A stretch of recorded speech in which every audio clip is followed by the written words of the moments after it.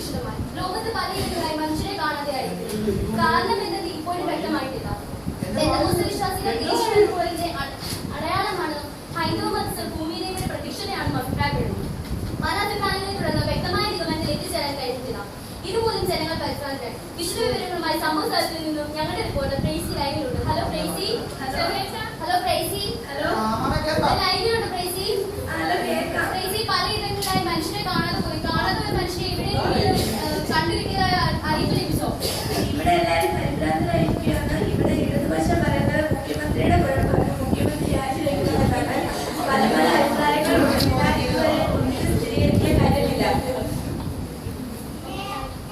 അയ്യോ, എന്റെ അച്ഛനെ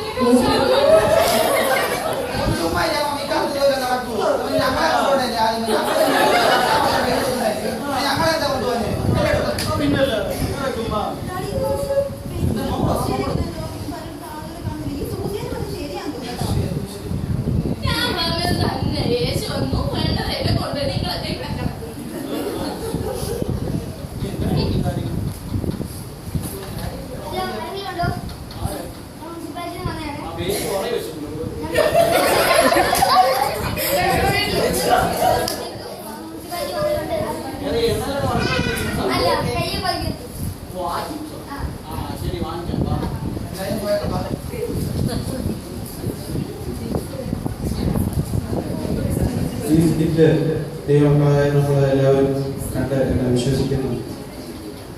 യേശുക്രിസ്തുവിന്റെ രഹസ്യപരമായിട്ടുള്ള ചില കാര്യങ്ങളാണ് അവരവിടെ കാണിച്ചത്. അവരുടെ രഹസ്യപരത്തിൽ നമ്മൾ ഒരുക്കപ്പെടുവാൻ, നമ്മൾ വിശുദ്ധിയോടും വേർപാടും കൂടി ജീവിച്ച് കർത്താവിന്റെ രഹസ്യപരത്തിൽ നമ്മൾ എടുക്കപ്പെടുവാൻ, അല്ലാതെയുള്ളവരുടെ കാലം ഇവിടെ വളരെ കഷ്ടവും ദുരിതവുമാണെന്ന് ബൈബിൾ വചനങ്ങളിൽ കൂടെ നമ്മൾ കാണുന്നതാണ്. 666 എന്നുള്ള ചിന്ത നമ്മൾ ധരിക്കേണ്ടി വരും. നിരവധി കഷ്ടങ്ങൾ നമ്മൾ നേരിടേണ്ടി വരും. അതുകൊണ്ട് ദൈവങ്ങളായ നമ്മൾ അതിനുവേണ്ടി ഒരുങ്ങുകയാണ്.